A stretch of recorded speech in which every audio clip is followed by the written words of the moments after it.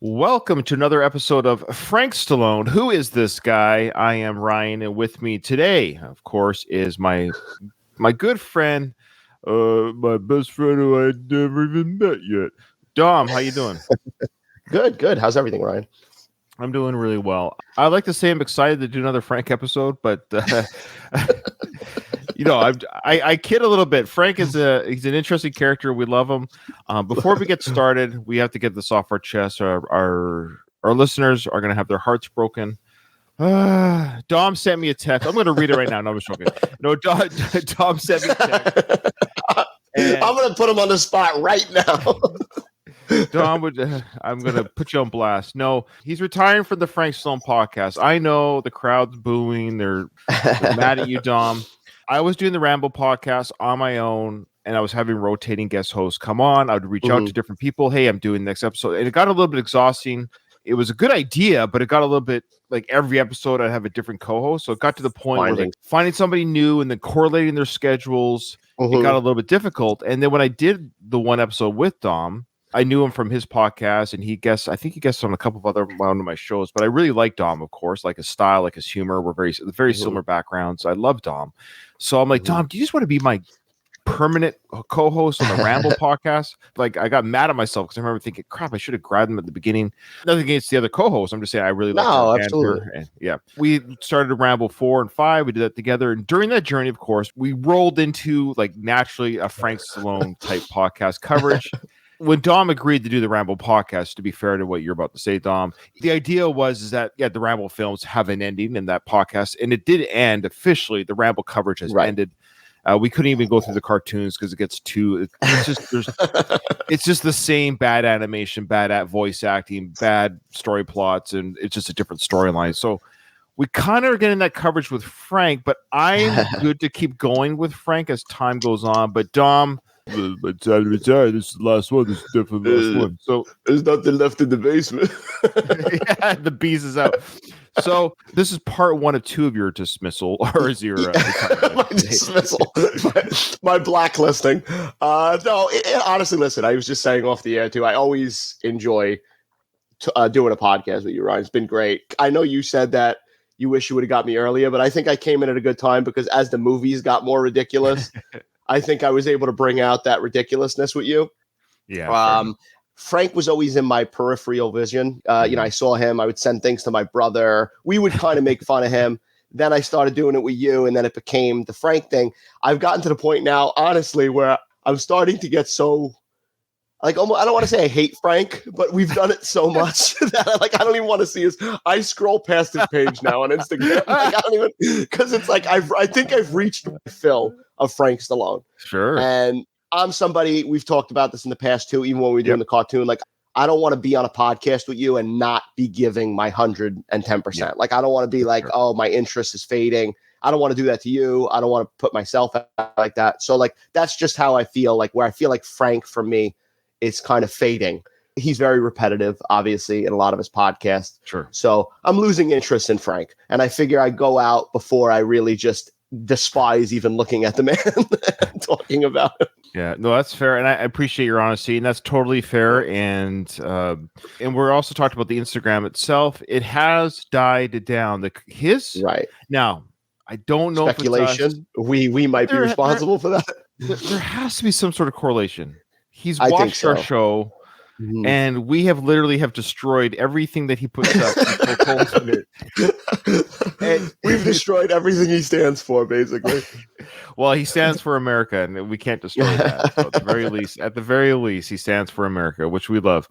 And I'm a little disappointed that his politics thing has really kind of slowed down on his Instagram. I thought it would really heat up because time's short, Dom. The polls are coming close. Decision time is coming. So. Yeah, I totally understand. So for today, people are like, yeah, guys, get on with the Frank show. But this is business. We got to get this out. So send us an email if you want. Send us an email, whether it's whatever podcast feed you watch this on. I have it on Last of the Action Heroes Podcast Network. Yes, I'm still putting it on It's a Long Road because Dom was such a big part of that show. So I kind of keep it on that feed because people follow Dom there. And lastly, there is a Frank Stallone standalone feed. So whatever feed you're getting this on, or on YouTube, send us an email. Say goodbye to Dom. Wish him all the best because the next episode will be I would say like nothing's over. Nothing's over. But he's retiring. He's retiring. Yeah, well, this isn't like a band breakup situation where like we have any animosity towards each other. Like we'll probably do something down the line, or it's just like I said, it's just how I feel. I don't want to do that to you. Put you in a position where I'm sitting there kind of bored. And Frank he's taking his toll. He's taking his toll on me, I think. And for whatever reason, and the world is wired differently, for whatever reason, I can keep going. I find his repetitiveness and his zaniness, all that. It's actually, but that's it. We're all just wired differently. And there was always there was some kind of points where we had like a renewed interest too, because I think we talked about it off the air at one point that it was kind of winding down. Then I think we had Rob on after that. So it was kind of like we had little moments where I was like, all right, I think what it is nobody wants to see Dom go. Most of all, me. I do not want to see you go. It breaks my heart. Even when I read it, I equally understood your reasoning and sentiment. Like I totally get it. I was just as sad by it as I did. Listen, I rather go out while I still feel like I'm interested than like in 6 months I might be like the Frank thing I can't talk about anymore. No, I appreciate that. And so kind of a teaser. I already got a replacement. I've already got a new wife. Wow, that was fast, Ryan. Well, Doug Greenberg, who of course hosts the Rocky Minute podcast, he and I have co-hosted together numerous times on various projects. He's a friend of mine. He has been begging to come on with us. Like he keeps wanting to come on with us, but his schedule is really bad lately with his son's baseball. So he was supposed to be on today, for example, before you even told me about this retirement. I reached out to him and said, look, Dom's retiring and I kind of want to keep going, at least monthly type thing, or whatever Frank provides. It could be bi-monthly. Who knows? It could be 3 months from now. But Frank has to give us enough stuff to cover, right? So, would you like to be my co-host and Dom's replacement? And he was thrilled. So there you go. That might be the rejuvenation even that I'll get. Yeah, that's good. Yeah, that's good. And he'll have a new interest in it. Like I said, that's perfect, honestly. Yeah. So I got yet again. We I'm sure we'll do stuff together where we're still friends. There's no behind the scenes drama. No, I have other projects, as you know. I have other podcasts that I do, and I get co-hosts on that. So you are coming on. Don't worry, we're going to podcast together again. Don't you worry. Absolutely. All right. All right. Well, this is a two-parter for a couple reasons. One, because I want to keep Dom on as long as I can. Two, because this podcast that Frank Stallone was interviewed on, it's about an hour, and it's hour 10, 15, 20 minutes long. Right. It's 6 hours long. It's long, but we did the Cow Sills podcast was just as long, but for whatever reason, everything Frank almost says in this podcast is clippable. And so I got about halfway through at about the 40-minute mark. If you just take away just what he says and the host says, and then a combination of that, of our commentary on that, we can do an hour and a half, it'd be a 3-hour recording. So we are going to do a two-parter. So we're going to get about halfway through the interview. So this today's recording might only be an hour and a bit. That's great. But the next episode, same idea. I just didn't want to keep Tom or myself for 3 hours talking about and at least 3 hours. So before we get started, of course, we have to do the intro. Yes, sir. If you ever want to veer off and do a Frank Stallone podcast, let me know. No, that won't happen. Any of you people out there that find humor in this, you're really a sick, vapid person. You got no soul. Do you think it's funny? This is a sick society. This has gone beyond the pale. You people should be ashamed of yourself.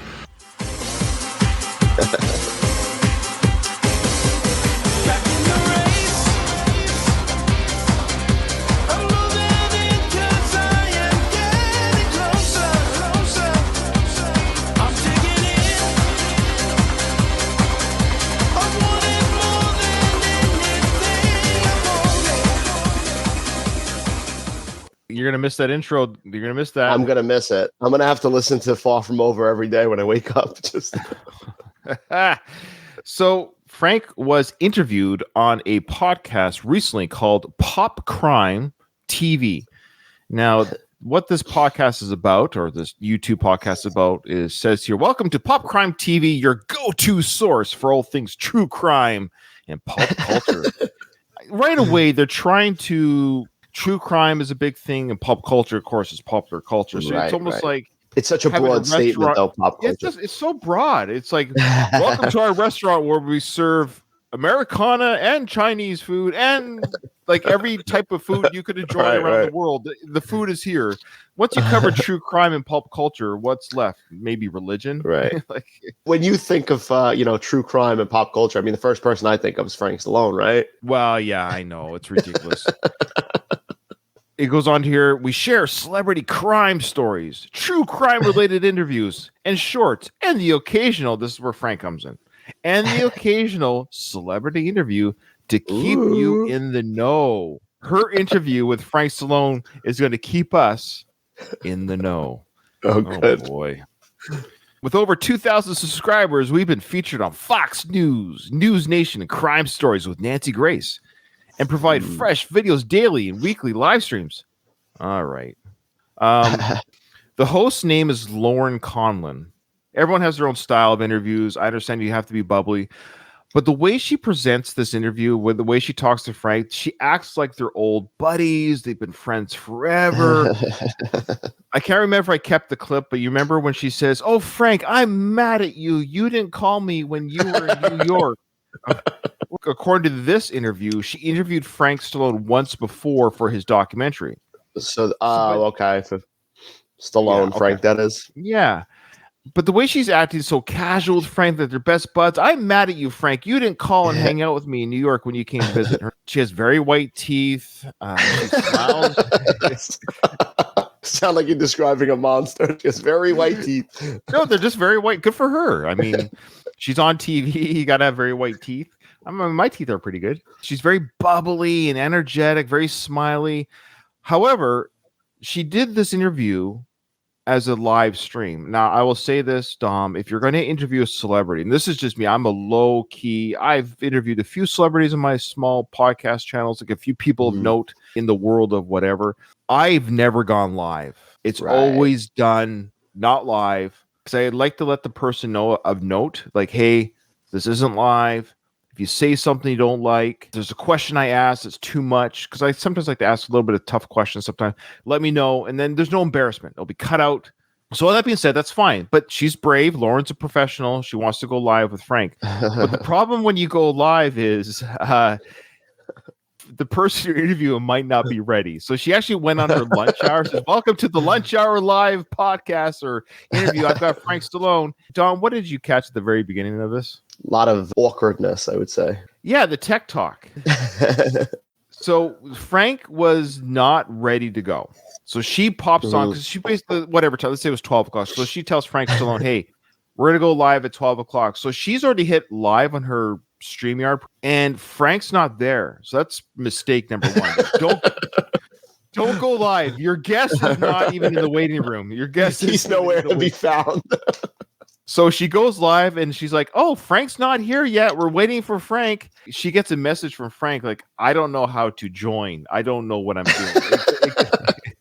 Right. It's ridiculous. It really is. It gets very boomer-esque. Okay. There was a part of me, but again, for our time's sake, I almost wanted to play out the whole 8 minutes. It's a combination of cringe and boring, because she puts Frank on speakerphone, which is absolutely ridiculous. So she's live with a small audience, but people are watching.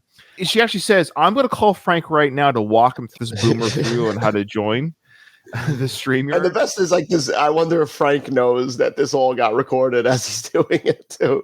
Well, she tells him, "Hey, we're live and you're on speaker." She does give him the heads up.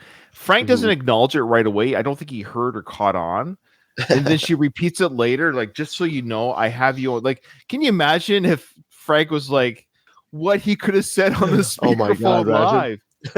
Yeah, unhinged Frank, because he's getting kind of frustrated about the technology. So it's very ballsy of her to put him on speakerphone. And she shows her phone to the screen, the Frank Stallone. Like, she's almost humble bragging that she has Frank on speed dial. Right.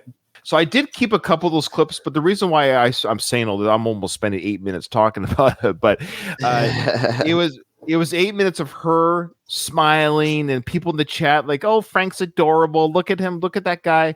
I just wanted to say, look, this is a classic boomer, doesn't know how to click on the link and join the podcast. This is what it really was. Setting Frank up for failure there.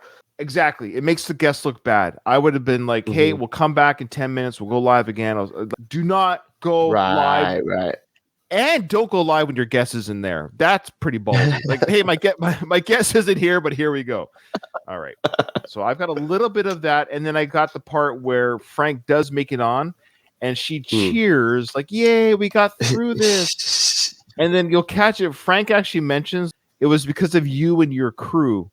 There's no crew. It's just her and people in the chat cheering Frank on. But I like how Frank actually believes that she has some sort of crew, like this is MSNBC or something like that. Right. Everyone, happy lunchtime live stream. It's me, and I am waiting for my friend Frank. This seems to be my friend. Yeah, I'm Frank. waiting for my friend Frank. Hi, it's me. Who are you? Why do I care about you? Like, it's such a right. Hi, Dom. It's me. Like, it's are me. you so happy? It's guy, me, and it's you. Imagine if I started the podcast like that. Hi, everyone. Welcome to the show. It's me and my co-host. It's him. We go nameless. We're so popular. We don't have to say our names. And here's another thing. No offense to Lauren, but you're on Pop Crime TV. You have 2,000 subs. You're on Fox News. Get a proper microphone. I don't understand these. While I was watching, I was thinking like of Wayne's World, extreme close up. Like, why is the camera so close?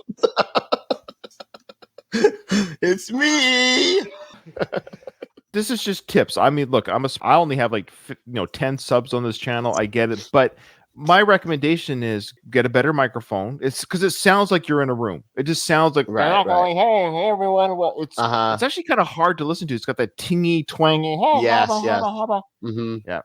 Okay. Now and then she goes into a little bit of a weird humble brag that she has interviewed a couple celebrities, but she's kind of disappointed that she didn't interview the real celebrities. Check it out. Here I had Tom Farley last week, who is the brother of Chris Farley. She just interviews brothers. Exactly. Well, I couldn't get Chris Farley because he's dead. So I got his brother Tom. And now I have Frank Stallone, who is the brother of Sylvester Stallone. So I have Frank Stallone, who is the brother of Sylvester Stallone. There's a part of her, here's a good test for Lauren. Imagine if Sly called and says, look, I know Frank's trying to get on your show right now, but if you're willing to bump him, I'll talk to you right now. Do you think she would have bumped Frank? Oh, my God, 110%. I wish we had some kind of phone number to do that because I would have pretended to be Sly. Hey, Lauren, I know you got my brother coming on, my deadbeat brother, but I think maybe like I could do the interview with you today. Talk about Tulsa King. Season 2. Exactly. Oh, she would have bumped Frank. Forget about it. She would have left him in that limbo forever, like trying to get on. Yeah, she would have had her crew keeping Frank on the line for an hour, trying to get him connected while she interviews Sly on the side. I guess I really like siblings. Ooh. Frank should be signing on shortly, or I'll have to give him a call. He literally just emailed me and said, "What's the link again?" These guys are funny. They all do this. These guys are funny. Boomers. She's saying boomers. She's putting them on blast too. Yeah, these guys can't figure it out. These guys. Same thing. Tom did the same thing last week, but Tom did the same thing last week. So you have two. Maybe there's a reason why these are the two lesser brothers. Oh no, Frank is telling me that he is not supported by StreamYard. Even StreamYard dumps Frank. We'll have no part of Frank Stallone. It says that in the terms and conditions. That's right. Maybe that's why we can never get Frank on our show, because we do our show on StreamYard. Are you on a laptop? So now she's literally reading to the audience, us, what she's typing in the phone to Frank. This stuff, we don't need to see this. Ridiculous. We don't need to watch this, though we're commenting on it for our viewers to watch this. But, I'm glad you're doing it for our show, Lauren, but don't do it for your audience, please. You know what? I'm going to call him and I'll put him on speaker right now. Ugh, that's a terrible idea. Why would you announce that? Why would you do this to? I couldn't imagine that. I would love to talk to Frank, and I'm telling you right now, Frank, I will give you a proper interview. I know I'm not a female and cute, so you probably won't talk to me, but Definitely not. I couldn't imagine being live right now to my audience and saying, "Oh, let me just call Frank on speaker." This is so unprofessional. It's so unprofessional. This should be good, guys. No, it was actually terrible, boring, and embarrassed. It actually made Frank look really bad. It actually made him just look like a boomer. It was like a boomer advertisement of trying to get Frank to connect. It was 8 minutes of trying to get Frank to connect. It was not a good idea. He's on speaker. This is awkward. I'm sorry. It's awkward because you are making. Like you said, she should have stopped it. Just started over when he was on. Called him on the side. But why? Yeah, why is she acting surprised by this? Like, oh, this is awkward, and she's laughing like this is going to make for a TikTok video or something. Like, this is terrible. Right. Hi, can you hear me? Yeah, for some reason I can't get on. It's saying, are you on Chrome? Or are you on Google? Or you're all this shit. I can't. I don't know what. He's like you said before. He's one like word away from like a racist rant. What party affiliation is each browser? I have to know which browser is Republican, please. Yeah, you're on speaker because I'm live, so. Oh, it's like a diabolical laugh. You're on speaker. I got you. What an odd thing to say. You're on speaker because I'm live. That's not a good reason. I just found him, guys. Okay, so after 8 minutes of getting it, I tried to clip. It was basically her guiding him through, people in the chat offering their advice that Frank can't see, that she sometimes read. It was 8 minutes. And finally he logs on and look at her acting so excited and everything. And here we go. Here's Frank finally getting into the interview, which should have all been done behind scenes. Goodness. Guys, he's here. Hello, my dear. Well, I was thinking of something a little more dramatic on the big screen, but I guess I'll have to. Wait, yes. Sorry, I feel so accomplished right now that we did this with the chat and we. Oh my gosh, Frank, this is amazing. Lauren, I'm a virtual idiot when it comes to this stuff. So okay, I don't know why she's so excited. She should be embarrassed. Nobody's ever been that excited to see Frank, honestly. Well, yeah, I don't get this. She's like, we got through this with the chat, with as a team, we got through this. No, again, this wasn't fun to watch. It was actually embarrassing. It was tough, and it was boring. It was all those things. He doesn't look impressed. He says, "Oh, I'm virtually challenged." It doesn't make Frank look good. And right now, it looks like he's holding his phone, so it's not his fault. So he's actually holding his phone for this interview. Like he was able to get on, but I think he wanted to be on his PC because through the whole interview, he's going to hold his phone back with his arm, and he's trying to keep himself in camera, jostling around and everything. Even that we're on is a big monumental thing for me. Wait, you're not an idiot. Are you kidding? Look at what we just did here. We all just did this together, and everybody is so happy, and everybody was very helpful. So, well, that's great. Well, thank you, crew. See, thanks to your crew. There's no crew. She's filming this in a bathroom right now.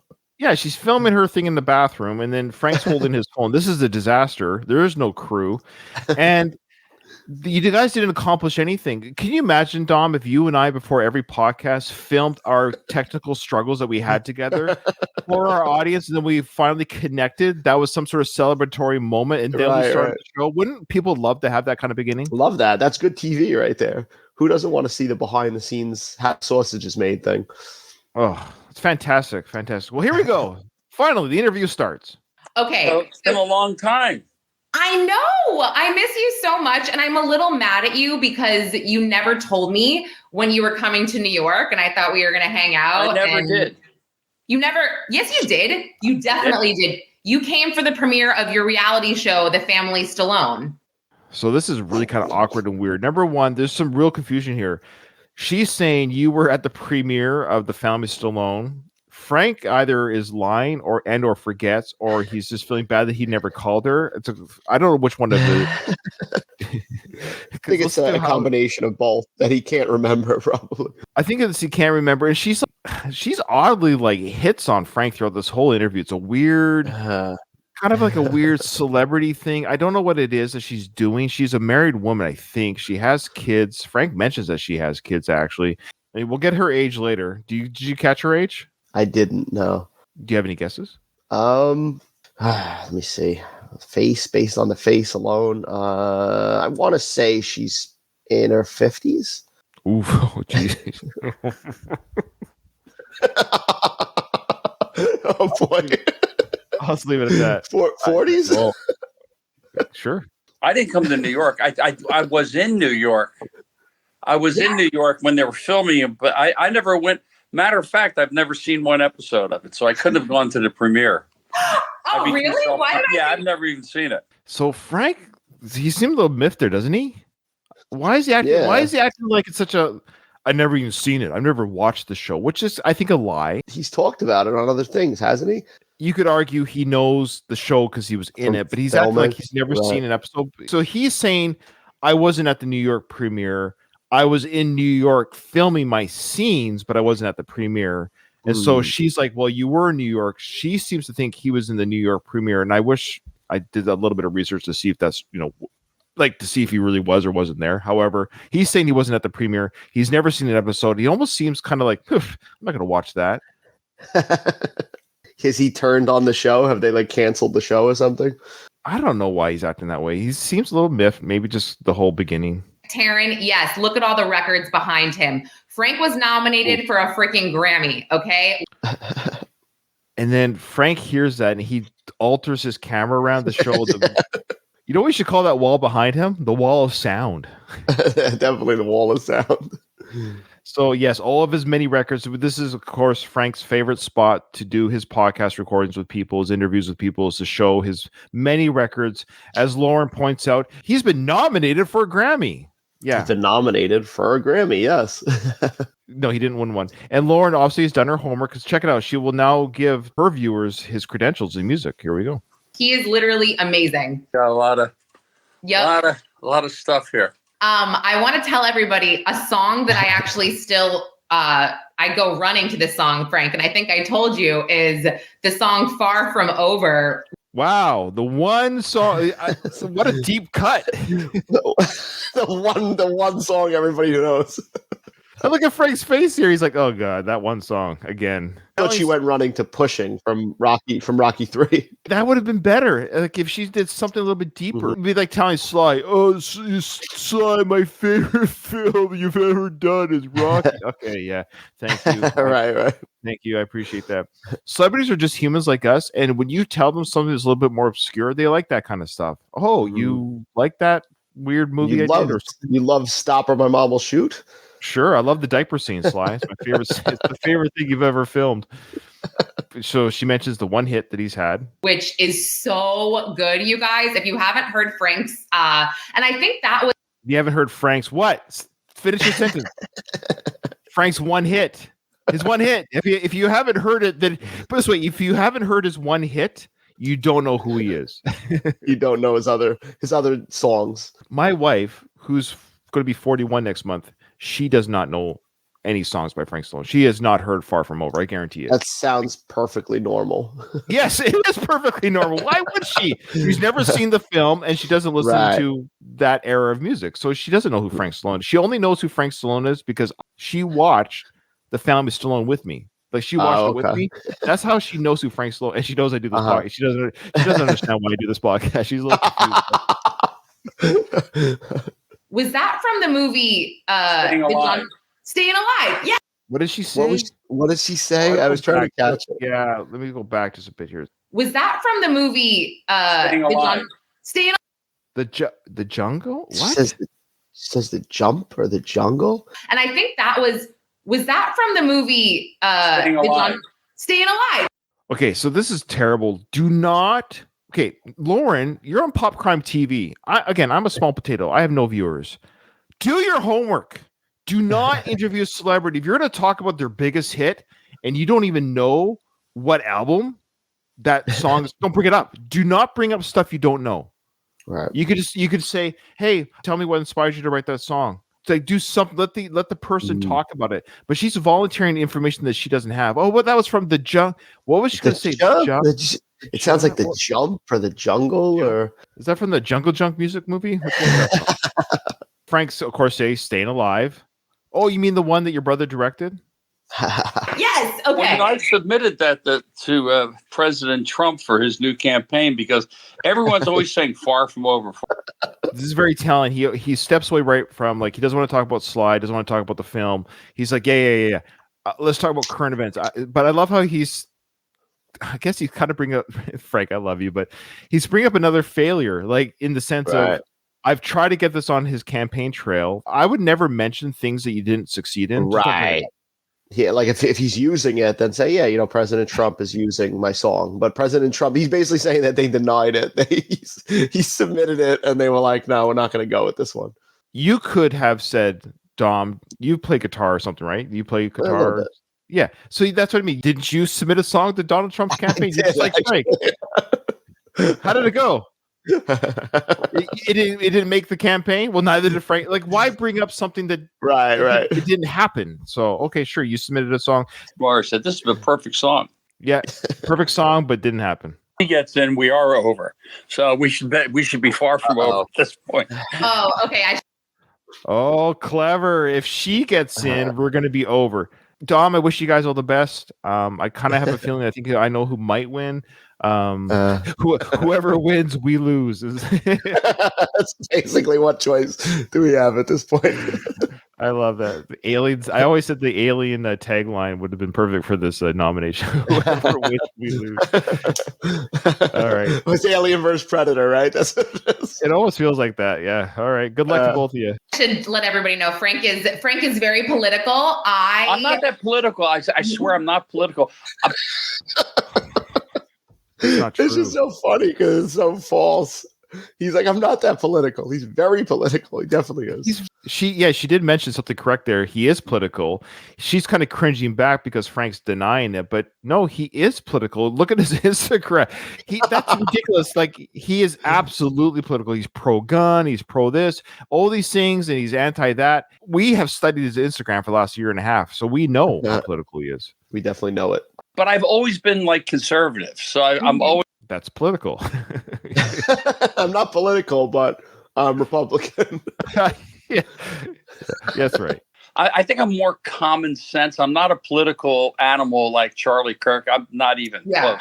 But I just kind of have common sense. I just look at what's going on and how people are struggling to buy groceries and our borders being invaded and crime is just, and when people sit there and go, crime's down, I go, really? Where? I'm not political. And then he goes on a political rant. And the very rant that he just went on that is not political has all been verified by his Instagram post. He literally has not said anything there that we just heard that has not been said on his Instagram. Stances. I don't claim to be a political animal. I never did because it's just not my thing. And I'm a musician. I'm just conservative, but I've always been that way. Even for all my life, I'm not like getting on a soapbox and being radical. Listen, I have friends. Bobby Kennedy's a friend of mine. I see him in the gym all the time. He's a really nice guy. Yeah. I like him a lot. Yeah. He's not a radical. I think that was the only thing where he kind of said where it's like he's catching himself a little bit. It's just, I guess I do talk about a lot of different stuff, but I'm not a radical. I'm not on a soapbox. But Frank trying to convince the public that he's not political. But why is he so adamant about saying that? Like, you are. Yeah. You're very passionate about. You're actually very passionate. Again, go to his Instagram. He is very passionate about. I would say he's more political than he is a musician. He says I'm a musician. Absolutely. I would say his knowledge regarding his party that he supports is greater. That the level is greater than his ability to sing and perform. Everybody in the chat is just really touting you, saying that you're so honest and you're so awesome and they love it and that we're all adults and we can be respectful and have different opinions. All these people in the chat, if you go to our chat, there's like 5 people chatting. I hate it when people say like, oh, you're just being honest. It's your honesty, meaning just because you're being your honest doesn't mean you should say it. So for example, if I said to you, Dom, hey, I hate people with bald heads. I'm just being honest. Dom, I'm just being honest. Like, there's this weird, you're exonerated by your honesty. Right. But no, you can still be cordial, kind, you can still listen and see what the other person has to say that you're talking to. Now, that's what they're saying here is like, yes, we could be adults and talk. I agree. So, Lauren, yes, I agree that we should be adults and be able to discuss things freely. So let's see how if Frank agrees with that or not. I don't have to hate people. I just don't like it because if I have opinion that disagrees with someone else, all of a sudden they try to like go after me. I go, wait a second. You're voicing your opinion. I'm not going after you. I might not agree with you, but I'm not like unfriending you. Oh, I'm just blocking the comments. Exactly. So we know this about Frank. Frank, you block every freaking comment that disagrees with you. I will give you permission and I'll allow you, yes, to delete people who attack you. I agree with that. Nobody should do that. So if you disagree with Frank's statements, that's fine. You can say, hey, and people do disagree with him, but he'll block them and delete their comments. But if you just start saying, hey, Frank, you have fake hair, well, that's got nothing to do with what he said about the politics, right? And I agree. You shouldn't attack the person. That goes for all people. Donald Trump, Kamala. Just start saying, oh, he's the orange man, or she is, she's this or that. No, you're right. Or she's ugly. You shouldn't say that has nothing to do with their policies. I agree. So attacking the person and not the policy, I totally agree with. So Frank being attacked, I agree. Do not attack Frank. I agree with that. But Frank, no offense, you're wrong. We have personally seen you delete comments that disagree with you. You do not like being challenged. You do not like it at all. People that I've been friends with since 1970, all of a sudden like unfriend me. I go, are you serious? We've known each other 55 years. We're best, and you're unfriending me over disagree. I mean, well, yeah, the same things that made sorry, Frank, that's the reality of the world that we live in now. The same things that made you a friend at one point can also be the same things that make you not a friend. Meaning, I'm friends with people that have the same values and ideals that I have, and if I don't share those, that might be the same reason to end the friendship. It doesn't mean I hate you, but it's like we don't have anything in common anymore. That's actually just natural. It's not. I would say it's not personal.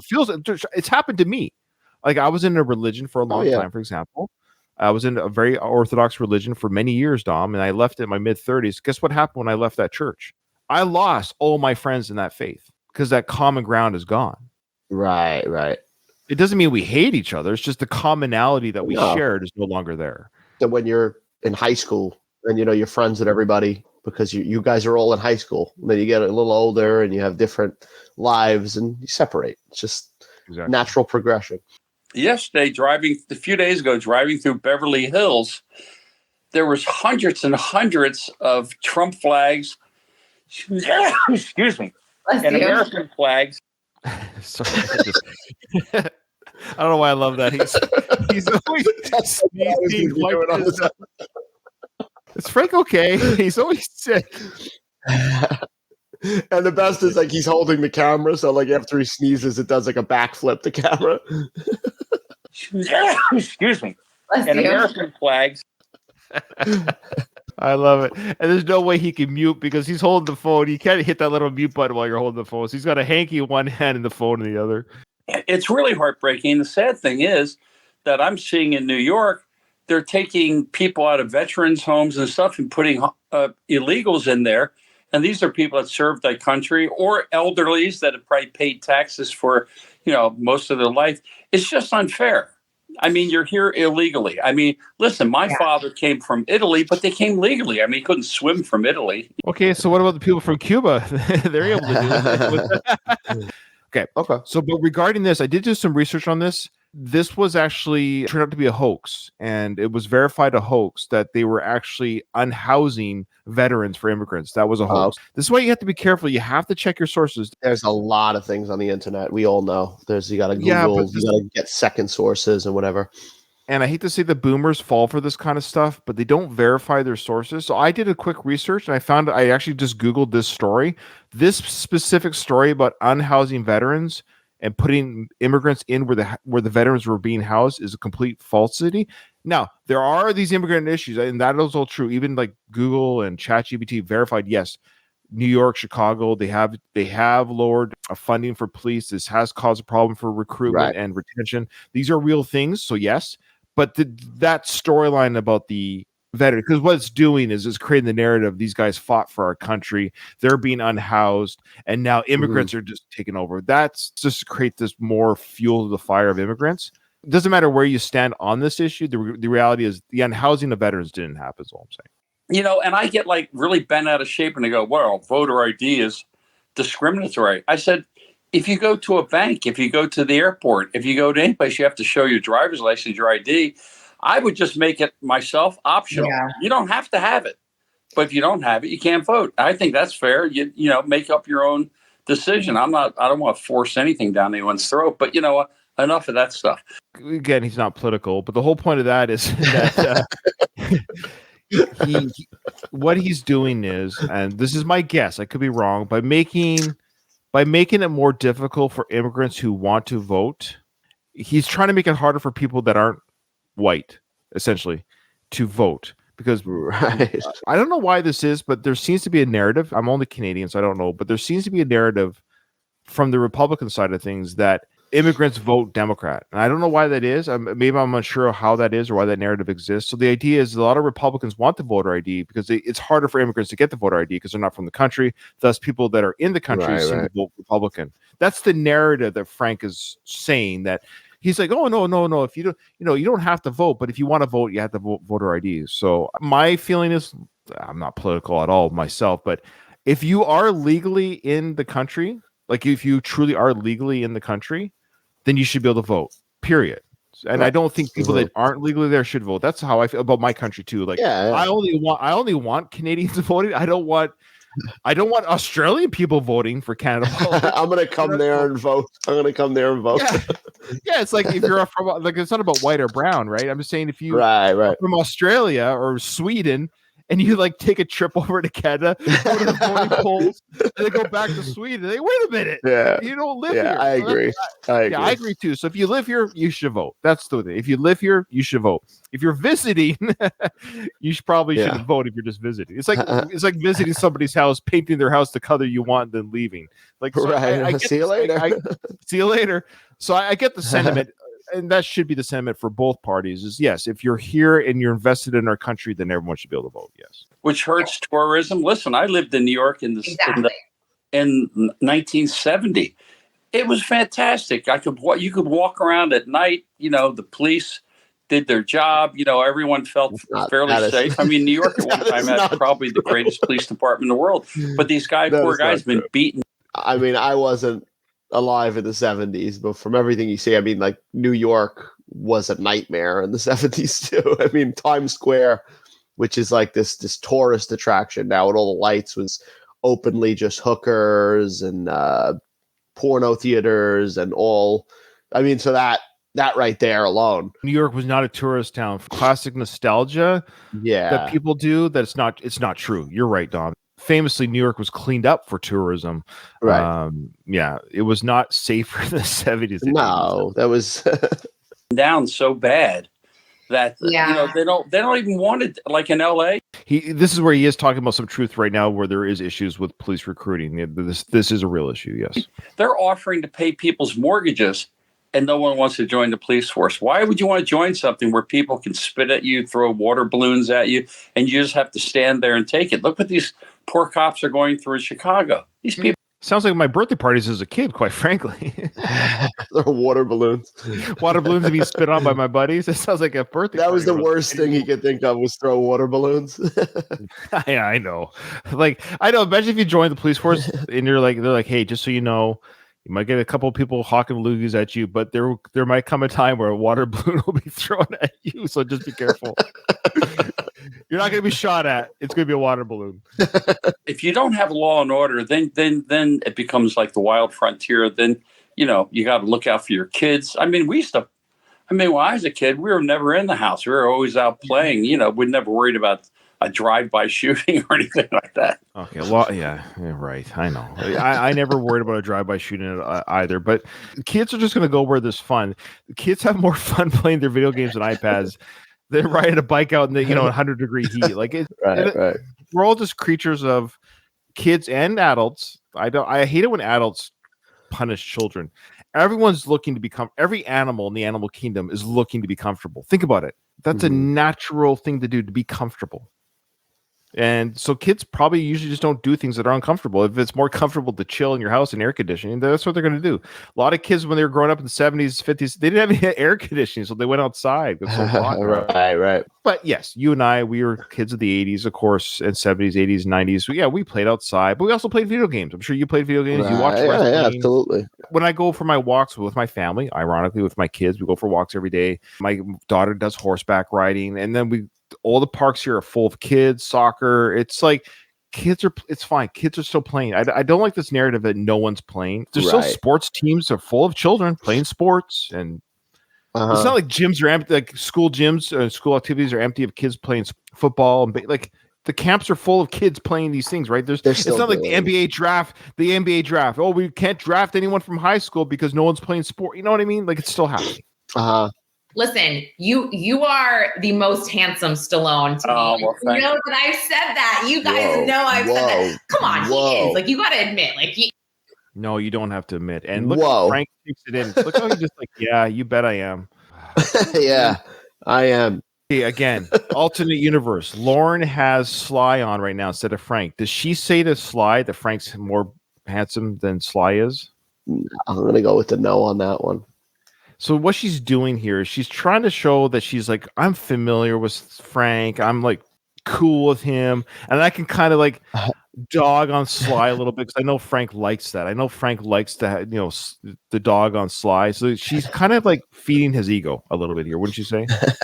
Yeah, definitely. There has been no timeline that Frank was ever better looking than Sly. It's always been... Sly does have movie star looks. You look back at the 80s and 90s Sly, like he was a movie star looking guy. He was absolutely. I love your brother and everything, but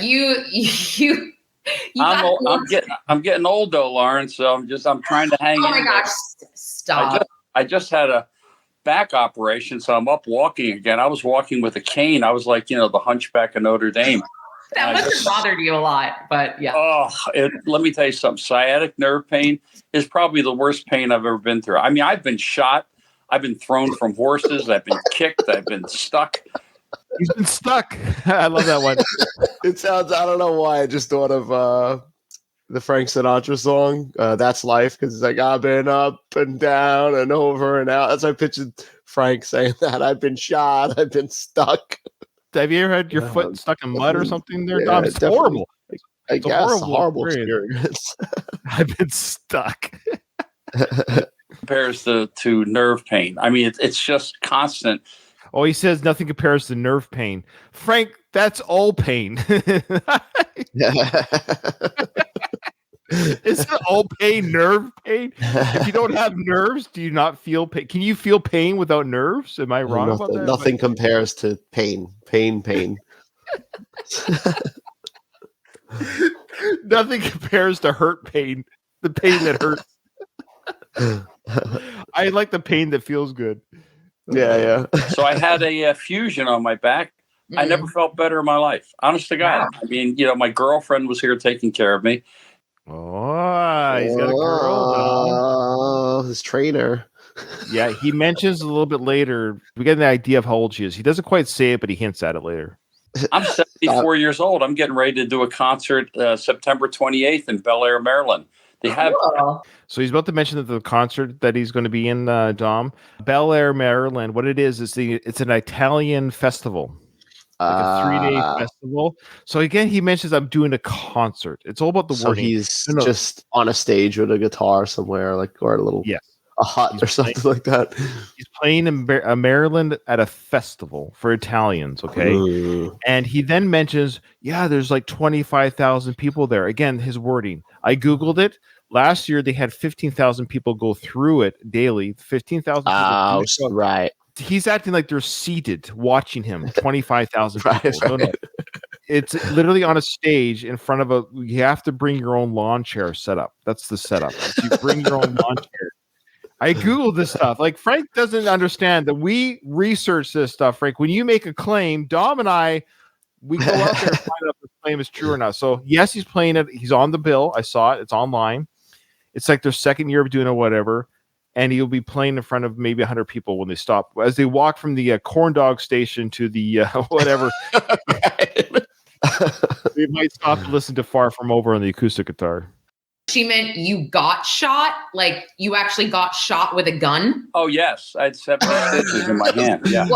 Yeah, talk about being shot, Frank. What was that? She's not listening. And I agree, that's the story that I want to hear too. So the chat's telling her, Lauren, ask about him being shot. So Frank shares the story of how he got shot. This is an odd story. He said he got 70 stitches in his hand.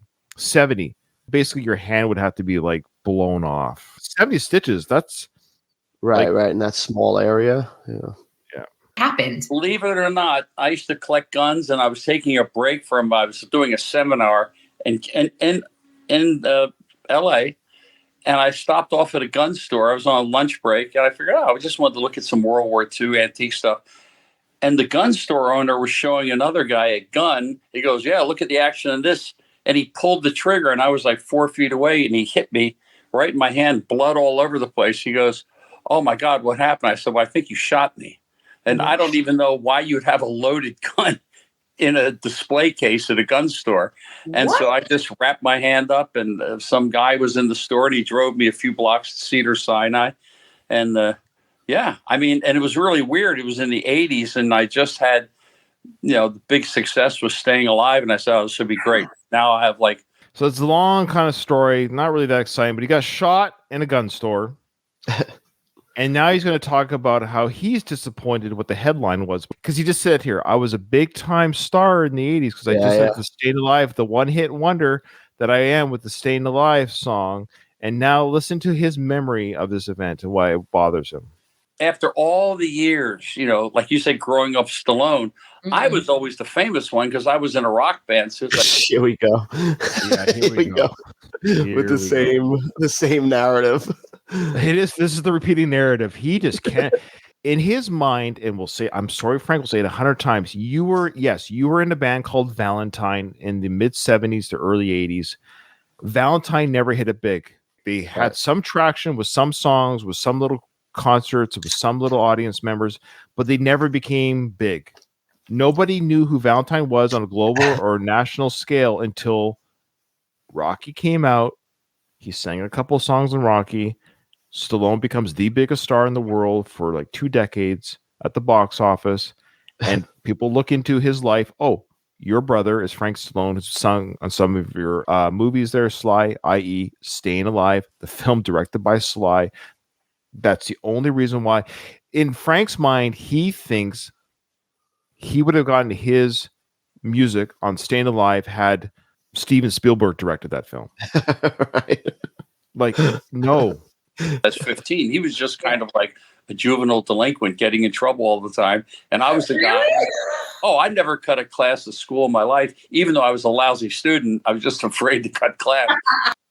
All right. You never played hooky and you're still dumb. That's the perfect time to cut class. Like, this isn't working out for you, Frank. Right. What happened? So when Staying Alive came out, had all this good success. Now, here's the headlines. I'm the one that gets shot, right? So he's trying to equate his one song to early 80s Sly, First Blood, Rocky 1, 2, and 3. Right. Come on. Movies that forever remembered in cinema history.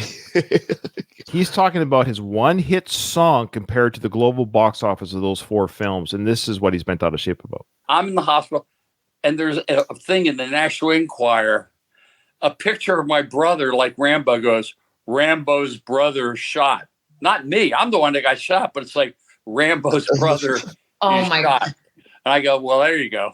No, What did Sly say to that? Did he see that headline? Was he like, "Oh shit, sorry"? No, he probably liked it. He probably good publicity for me, not good for me. But it's. Yeah, I know. This is where I get you, Dom. You're tapping out. Like, I know. It's like, how much more does he have to say about him being the second fiddle to Sly? Man, he's just got that animosity towards Sly, and it just always comes out in the same way. Like, he always just says the same, like, I could have been, I was famous. He was nothing. He was a delinquent. He was a wimp. Like last time he called him, he was a skinny little.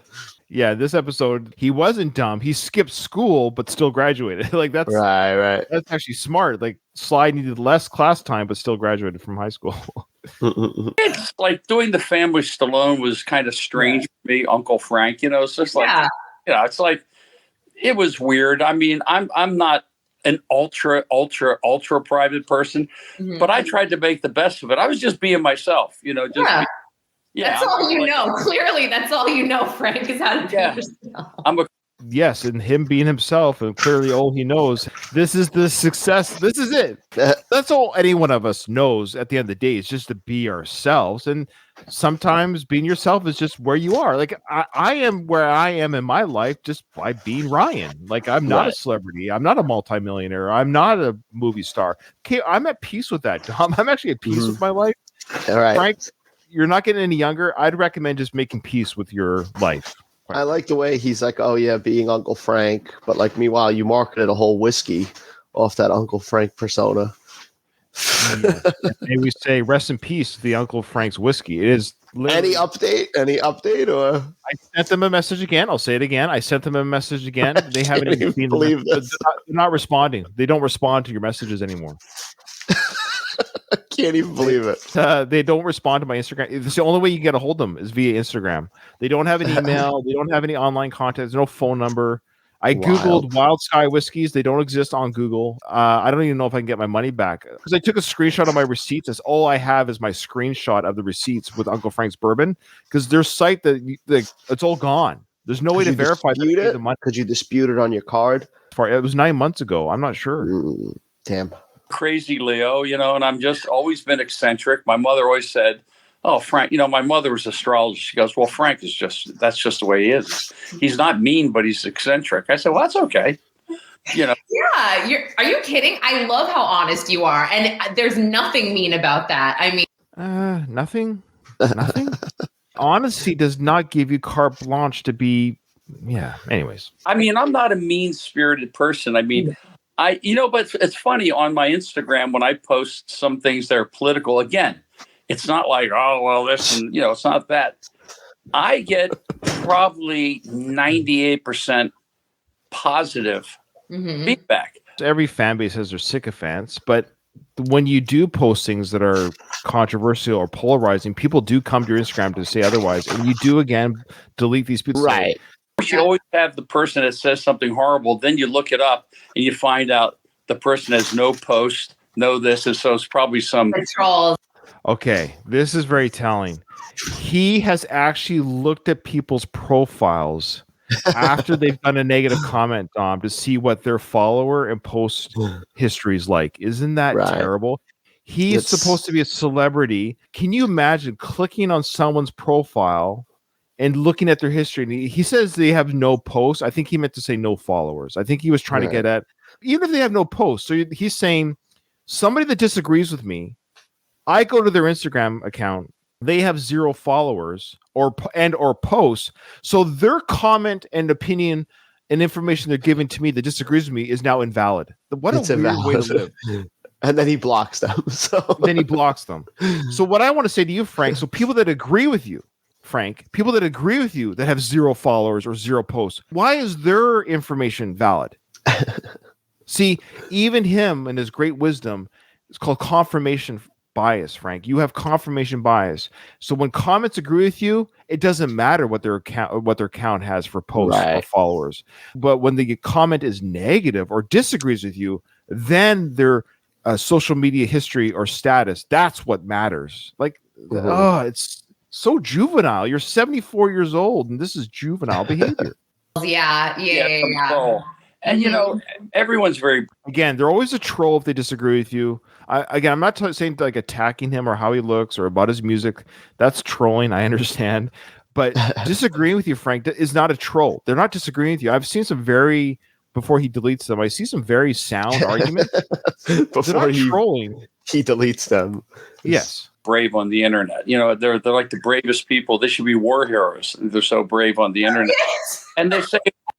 Again, they're not being brave any more than you're being brave behind your keyboard. And why are the comments that are agreeing with you? Why are they cowards? Right. Are they cowards because they agree with you? Maybe the brave people are the ones who actually disagree with you. They are truly brave because they know they're going to get a shite storm of treatment from you when they do disagree with you. She's laughing hysterical at everything he says. Oh, I know. It's such pandering. It's such a pandering interview. Again, I've interviewed people and I've never acted like this. Like, they're just humans too. Like, why is everything he's saying so funny and so amazing? I don't know.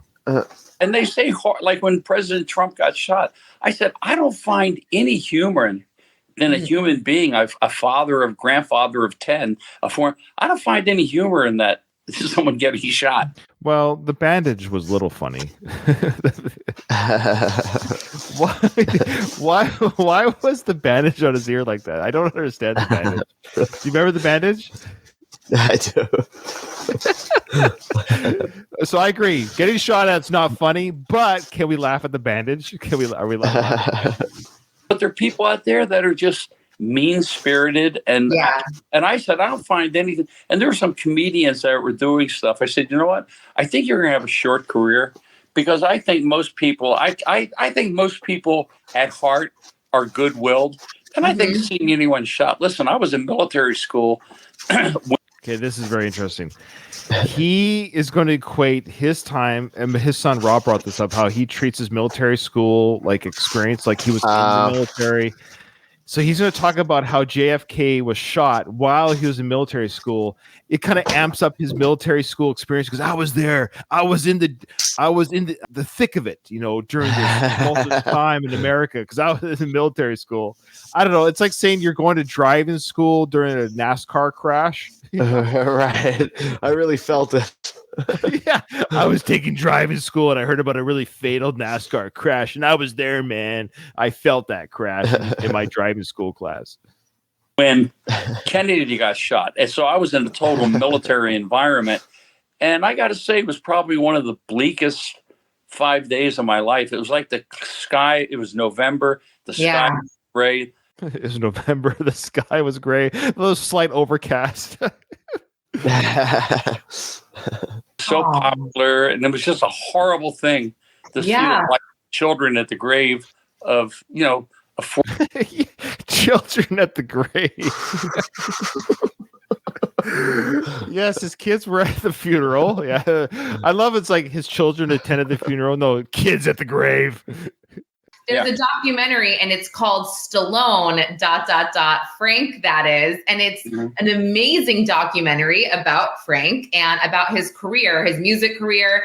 And, there's just a lot that we didn't know about you. And it's so fun to hear you say, like, I was the famous one. My brother was the one that was like donking off in school. And you're the one writing all these great songs, performing, and, people, they didn't realize that you were nominated for a Grammy Award, and you actually. Wow, that's sad. All this, this documentary just proves that you will always just be Frank Stallone, that is, or Stallone Frank. Right. The title alone. Yes, the title alone is the giveaway, and the title, when that documentary came out, directed by the great Derek Wayne Johnson, which Frank never gets credit for. He never gives credit to Derek. I'll say that right now. Frank is not very kind to Derek. Derek did an amazing job with that film, editing, directing that documentary. But that being said, it's a great title. And I remember when that title came out, I was like, good, Frank, you're taking the mick out of yourself. You're leaning into your status as a sibling, the less popular sibling of a star. Good. But now he's kind of flipped the narrative around, like, yeah, but I really should have got my dues. Like, no, that's a bad look. Very bitter, Frank. Didn't you write some of the music for Rocky as well? Yeah. Mm-hmm. Yeah. Yeah, all the stuff that didn't get into the movie. I know, the way she's acting. Didn't you write songs for the movie that your brother wrote and created and acted in? Like, just the stupid things of directing and writing and acting in the film. But you wrote a song. You got pushing into Rocky 3, right? I know. You got pushing to Rocky 3. You got Take You Back, and then the other 4 films. Like, right. Lauren, no offense, but those songs are okay at best, and they're not the reason. Put this way, the Frank Stallone songs that his brother allowed him to work on the cheap for to get into the film are not the reasons people go back to the films. No, and even if you say, like, oh, give me an iconic Rocky song, none of them in any of the movies are by Frank Stallone. You're going to say Eye of the Tiger by Survivor. You're going to say the Bill Conti stuff. Robert Tepper's No Easy Way Out. Yeah. If you're like us and it's a deep cut, obviously, Take You Back. But sure, the casual fan isn't going to remember Take You Back. And the only reason why we kind of know that song is because that's the song that Frank is singing at the garbage cans when Sly walks by with Adrian, and everyone's like, "Oh, that's Frank Stallone's brother." Or sorry, that's Sly Stallone's brother, and he's a trivia note. Right, exactly. Well, he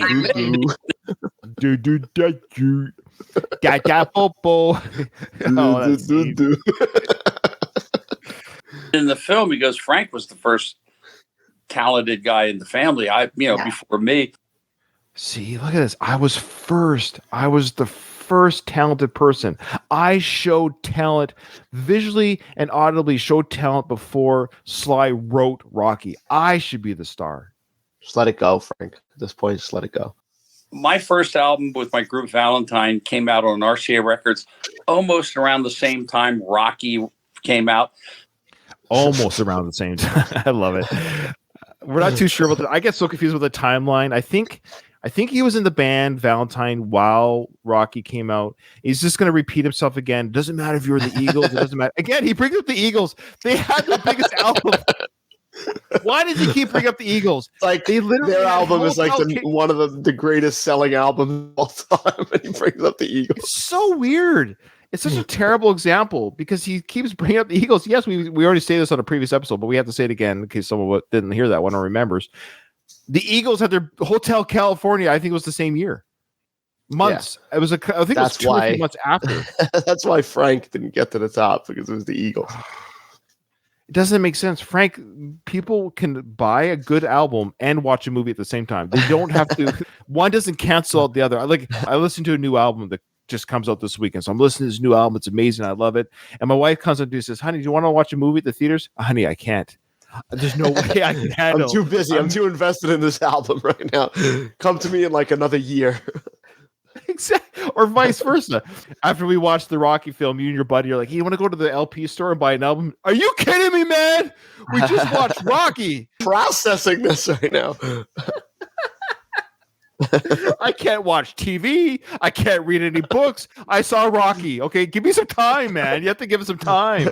There's multiple movies that come out in the same year that are classic. Like there's those years that are like, 1982, so many good movies came out. Like they didn't stop each other from being successful. Yeah, the one has nothing to do with the other. People were still watching MASH right. when the sequels of Rocky came. Like, yeah. Right. So, and Rocky was like a perfect storm. So I don't care if you were the Eagles coming out with your first record and you were related to him. It doesn't matter. You would be overshadowed. But it doesn't matter if you're the Eagles releasing your first album and you were related to him, you're being overshadowed. Now, let's just break that down. He's equating it to that he's related to Sly. This is why it wasn't successful, almost like. But that doesn't make sense. So yeah, doesn't make any sense.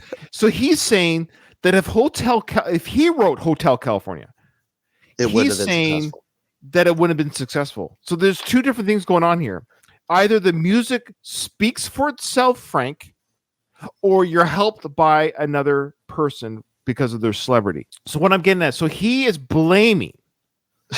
Okay, actually, I think I've got it. You nailed it there, Dom.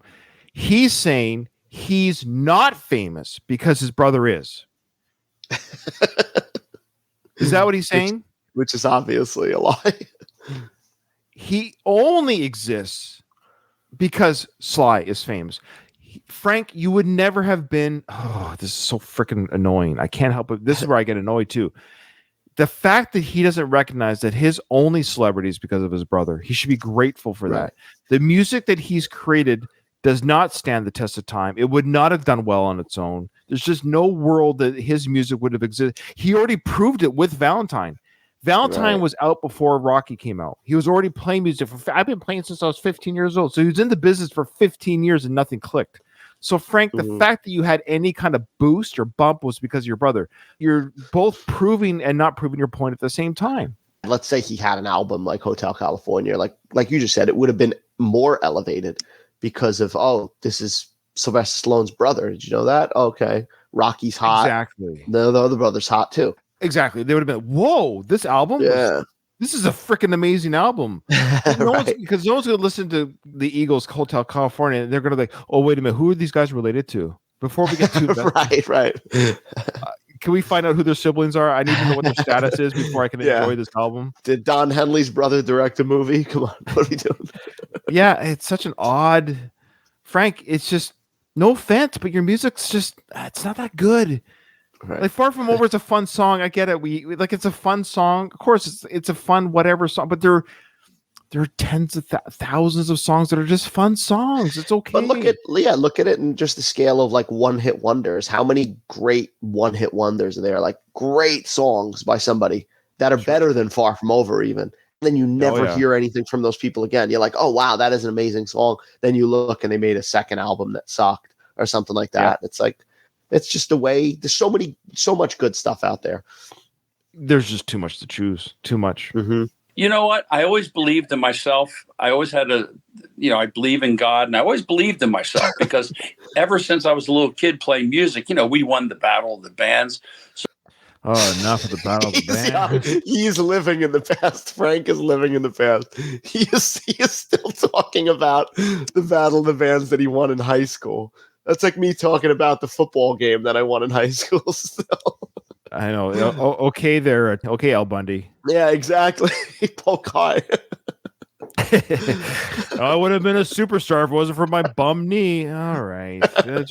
Everybody's always that, one touchdown away from being drafted. We get it. Like, sure. He talks about Battle of the Bands like he was on American Idol. It is. And Battle of the Bands, all it means is in your local area. They had 4 or 5 bands playing on stage for one night, and the crowd voted with the cheer-o-meter. It's a local event. It's not national. It's not televised. Right. It's whatever the top band in Illinois, Chicago, Aurora, Illinois was at the time, or whatever. So we were always like really a good group and stuff like that.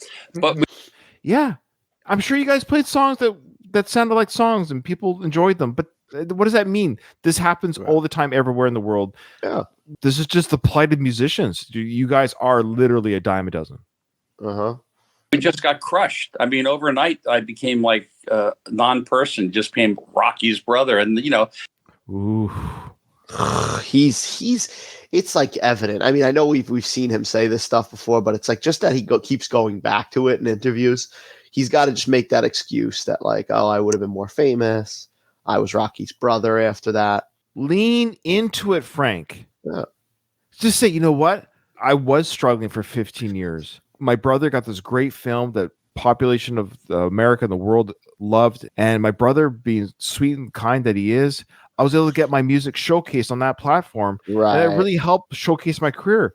Because of that, I was able to do songs on his movie again. So it got showcased. Otherwise, people probably wouldn't have heard my music. So I'm really grateful for the opportunity that my music was displayed. I'm happy for this moment that I was able to have this moment because hundreds of thousands of talented people who don't get this boost that I was able to get this boost. Right. There you go. And then you and I would be on the show doing, oh, well, that's a fair statement. He never gives credit to the movies his brother's movies that featured his music. And at that point, it kind of negated the 17 years playing all these clubs and bars through, in New Jersey, Maryland, Philadelphia, stuff, driving like a $300 car. But that's Frank, that's the whole point. You just proved it by saying that for 17 years, you're busting your ass out there on the road, doing your thing, doing that what you're passionate about. I get it. It didn't click. In an alternate universe, if some record label picked you and Valentine up and you guys shot up the charts, Eagle style, then you would have been in a universe where if Sly created Rocky and you were already at Don Henley level at the mid-70s, as Don Henley was, you're right, and Sly creates a film and still Rocky does well, people would have been like, whoa, look at this power duo of brothers. Wouldn't have affected anything. That's right. We got Valentine popping the charts, and then we've got Frank Stallone's brother, Sylvester Stallone, killing in the movies. Right. But he just proved his point for 17 years. Nothing clicked. Rocky comes out. Now he's Rocky's brother. He makes it almost like he was going to be like the Beatles. It's almost like if Paul McCartney's brother directed a movie and then like, oh, that would negate everything the Beatles did. Like, oh yeah, he made a movie and everybody loves it. So like now nobody cares about the Beatles. Like, this is it doesn't work like that. Not at all. You know, you either flow with it or you just cashing your chips. Or you're bitter the rest of your life until you die. Yes. It's funny. The two things that he said he's not doing either. He didn't flow with it, embrace it, have fun with it. 2, cashing your chips. So that just, take your one-hit wonder royalties and just live the rest of your life just chilling. So we'll stop it there. That's part 1. So we'll end the interview with Lauren Conlin on Pop Crime TV. We'll end Frank Stallone's wonderful history of music and his life and journey into the music industry. We'll see if he ends on a happier note. So for the record, I actually haven't heard the last half yet. I've only heard the first half, and there's a lot. No, me neither. Mm-hmm. So I'm looking forward to hearing how Frank closes this interview. Oh yeah, Don, why don't you just plug your other podcasts that you do on your own?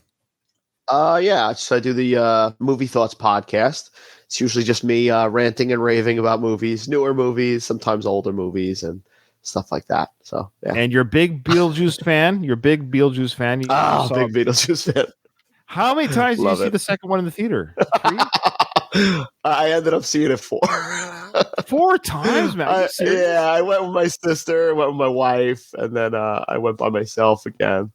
I did go with my wife twice. Yeah, she wanted to see it again. It's not a problem. No, don't be silly. Don't be silly. Yeah, so it was fun. Was it a fun film or? I liked it. It was a movie. You know what? I really like. I've talked about it on my podcast. I'm really a big fan of the original, and that was one of those movies that I always wanted a sequel to. And it's fun. It's fun. It's a good time. The ratings seem to be the same. I saw like the Metascore or whatever. It seems to be the same score level the first one. So it's kind of like if you enjoyed the first one, I would suspect you probably enjoyed.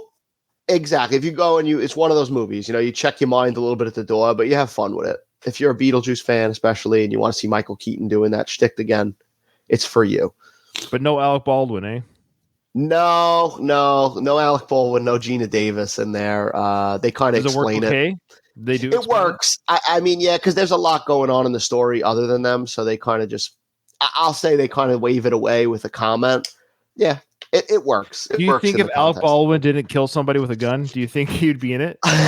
So from what I heard, because I was actually reading an article with the guys who wrote the script, there was a version of the script that had them cameo, like at the end. Okay. But Tim Burton felt like he didn't want to just put them in just to be like, okay, we got to check the box of having them in there. So from what I heard, that's the reason they're not in there. It was an artistic, creative choice. It had nothing to do with it. Right. I mean, I'm sure that didn't help, if they were like, all right, well, this guy just killed somebody on a set of a movie. All right, guys, check out Dom's Movie Thoughts podcast. He does a great job there. Again, if you got to be on top of the films. He will literally watch a movie and give a review right after. So it's good. It's good for recent movies, but then I've literally watched movies and then gone back on your feed to listen to your review much later. Because I'm much slower than you to get into those films. All right. Well, this is part 1, guys. We'll continue this huge interview, the big swan song for Dom. And there'll be a special treat next episode because we're going to showcase Dom's acting in a Frank Stallone. Yes. Should be good. That's a good tease there. Okay. Well, that concludes another episode of Frank Stallone. Who is this guy?